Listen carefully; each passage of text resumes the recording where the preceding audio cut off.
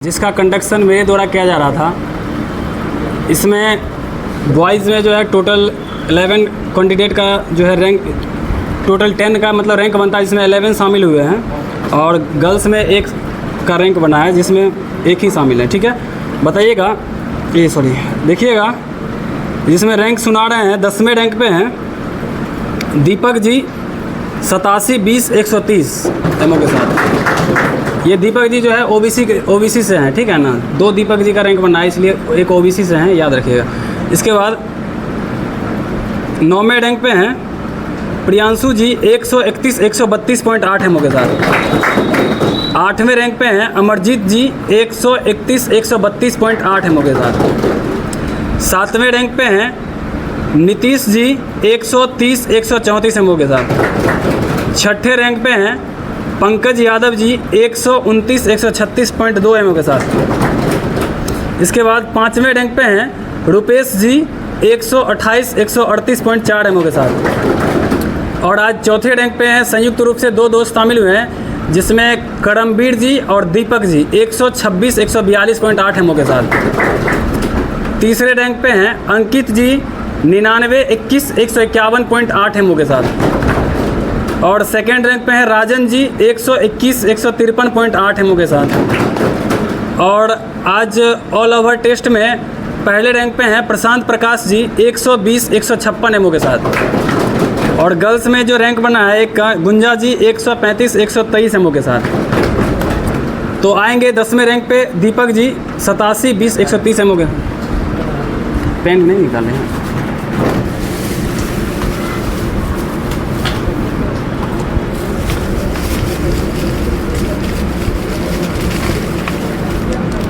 रवीश जी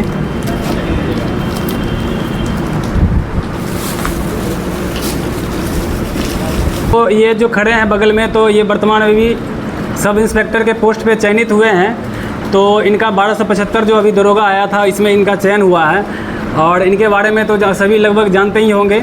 यहाँ पे जो होंगे, जो ग्राउंड में इनके साथ या जाते वगैरह होंगे तो वो जानते होंगे इनको। तो आज का जो प्राइज़ का जो वितरण है वो अनवर जी के द्वारा किया जा रहा है। तो इसमें 10वें रैंक पे दीपक जी हैं जो कि आएंगे प्राइज़ लेने के लिए।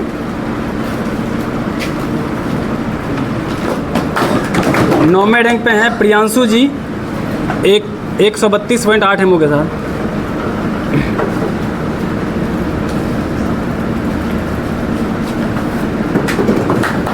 आठवें रैंक पे हैं अमरजीत जी 132.8, सॉरी 1 मिनट, ठीक है 132.8 एमओ के साथ। 7वें रैंक पे हैं नीतीश जी 130-134 एमओ के साथ हैं।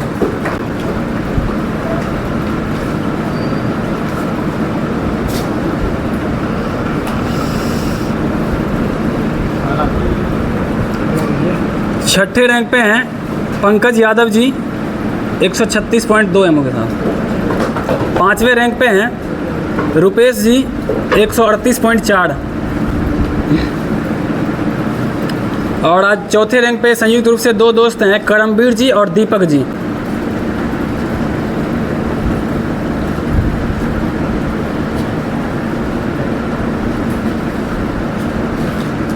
तीसरे रैंक पे हैं अंकित जी, आएंगे।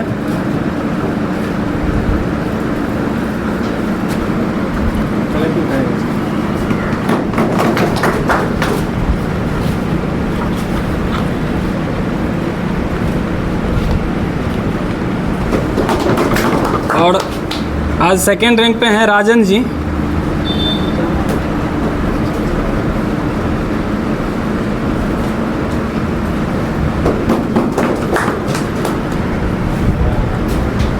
गर्ल्स में आज पहले रैंक पे हैं गुंजा जी। और आज का ऑल ओवर टेस्ट का जो विनर हैं प्रशांत प्रकाश जी 120-156 एमओ के साथ हैं, आएंगे।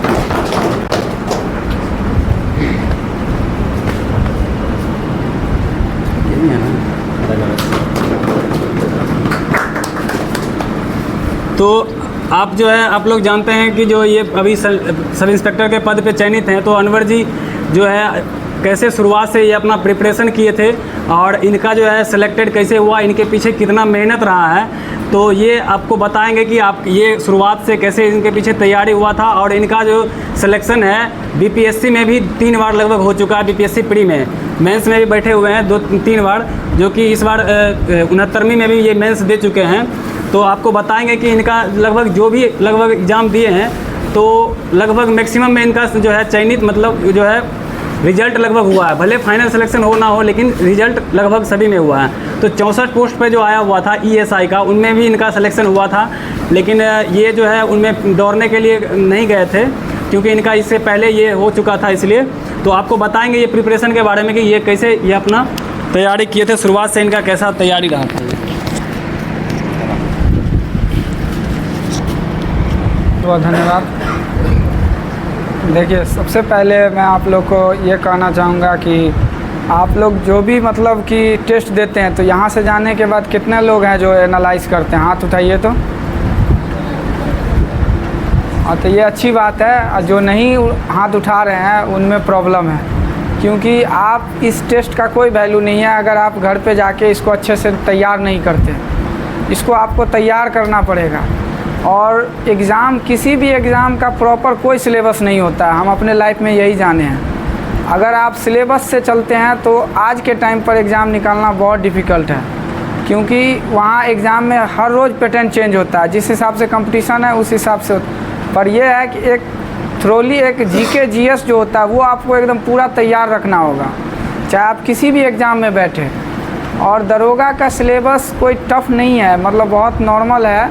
अगर आप पूरा हिस्ट्री जानते हैं तो उसी में से पूछेगा ना, ऐसा तो है नहीं कि उससे बाहर से पूछ देगा। और यही हम भी करते थे कि हम कभी सिलेबस के हिसाब से तैयारी नहीं किए, और उसका यही फ़ायदा रहा कि हम किसी भी एग्ज़ाम में बैठते थे तो एकदम श्योर है कि मतलब फाइनल मेरिट ना बने लेकिन लास्ट तक फाइनल कर देते थे।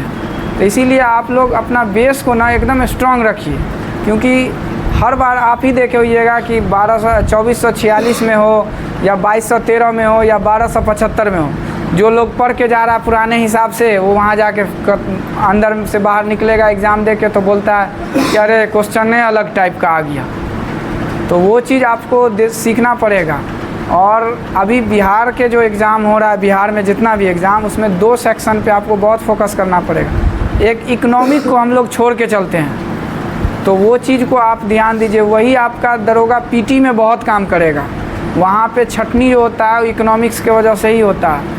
अगर इकोनॉमिक्स से कभी कभी 8 क्वेश्चन अब आ रहा है और उसमें आपको अच्छा स्कोर करना पड़ेगा, क्योंकि बाद बाकी जितना हिस्ट्री है ना वो नॉर्मल होता है, सब बनाएगा, आप भी बनाइएगा। और इकोनॉमिक वगैरह जो है ना वो सब नहीं बना पाएगा, वो आपका प्लस पॉइंट होगा। और जो मतलब कि जो भी बुक आप पढ़ते हैं, ऐसा नहीं है हर बुक में एक ही कंटेंट होता है, मगर उस बुक पे पकड़ बनाइए। ये नहीं कि एक बार पढ़ लिए तो हम कह रहे हैं कि हाँ लूसेंट बहुत लोग पढ़ते होइएगा, सब कोई मैक्सिमम पढ़ ही रहे होंगे लूसेंट, लेकिन सब कोई को पकड़ नहीं होगा उस पर, पकड़ कुछ ही लोग को होगा उस पर। तो उस पर आप पहले पकड़ बनाइए। और लूसेंट को बहुत ज़रूरी किताब है, क्योंकि डायरेक्ट जो है सो मतलब कि आपको खासकर उसका जो स्टैटिक वाला पोर्शन है पीछे का, वो आपको बहुत काम करेगा। और बाद में कि आप लोग समझदार हैं, खुद ही समझ रहे हैं कि क्या चल रहा है कंपटीशन का, किस हिसाब से। बस लगे रहिए और मेहनत कीजिए, जो यहाँ से जो होमवर्क मिलता है उस पर फोकस कीजिए और कंटिन्यूटी बनाए रखिए। कंटिन्यूटी तोड़िएगा तो आप मतलब कि फिर टाइम जो है ना सो सही नहीं रहेगा, आपके लिए वो चीज़ गड़बड़ होने लगेगा। और टेस्ट दीजिए, यहाँ से जाइए अच्छे से एकदम आराम से। यहाँ से जाने के बाद कुछ मत कीजिए, सो जाइए, मगर उठने के बाद उस पर 2 घंटा 3 घंटा टाइम दीजिए। उसको देखिए कि क्वेश्चन क्या है, उस क्वेश्चन का पूरा मतलब दायां बायां देखिए। जैसे एक क्वेश्चन है, मान लीजिए कि इधर पाकिस्तान का राजधानी पूछ दिया, तो आप पाकिस्तान का क्या एरिया है, क्या वहाँ का अभी करंट सिचुएशन है, सब चीज़ को देखिए। ऐसे करते करते ही जीके आपके पास दिमाग में आ जाएगा इतना कि लास्ट टाइम में आपको पढ़ने का ज़रूरत नहीं पड़ेगा। हम अपनी बात बताते हैं, 1275 में बिल्कुल भी तैयारी नहीं किए थे एग्ज़ाम देने का। 1275, उसके बाद 64 पोस्ट जो था अभी ईएसआई वाला, उसमें बिल्कुल भी एक भी दिन हम पढ़े नहीं, डायरेक्ट मेंस देने गए थे। लेकिन उसका यही है कि आप अगर पहले से तैयार रहिएगा ना तभी होगा। लास्ट टाइम में कोई तैयारी नहीं होता है, वो आपका दिमाग नर्वस कर देगा। और थोड़ा सा एक और चीज़ कि जब आप सेट बनाइए चाहे एग्ज़ाम में भी बैठिए तो एकदम स्थिरता के साथ बैठिए, क्योंकि आपको 2 घंटा पेपर में इसलिए नहीं दिया जाता। आप उस पेपर को 20 मिनट में भी बना सकते हैं, लेकिन एग्ज़ामिनर 2 घंटा दिया आपको तो कुछ सोच के ही दिया होगा।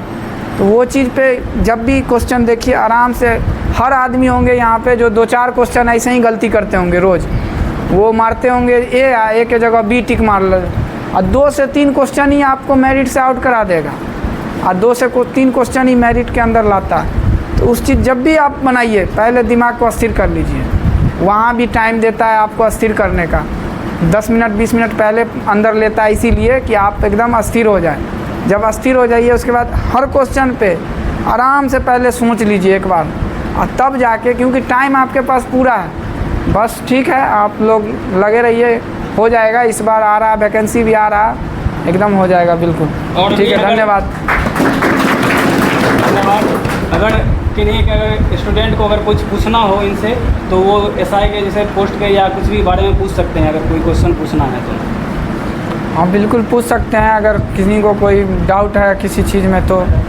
वैसे आजकल सब कोई सोशल मीडिया यूज करते हैं, सबको हर चीज़ पता ही होता है, दिन भर स्ट्रेटजी देखते ही हैं कि 100 स्ट्रेटजी है, लेकिन हम अपना पर्सनल बताते हैं। किसी का आप स्ट्रेटजी मत फॉलो कीजिए, अपना स्ट्रेटजी बनाइए कि हमको क्या पढ़ना है। दूसरे के चक्कर में रहिएगा, वो अपने हिसाब से बना रहा है ना, क्योंकि मान लीजिए हमारा मैथ कमज़ोर है या रीजनिंग कमज़ोर है, तो हम अपने हिसाब से बनाएंगे ना प्लान कि क्या हमको पढ़ना है।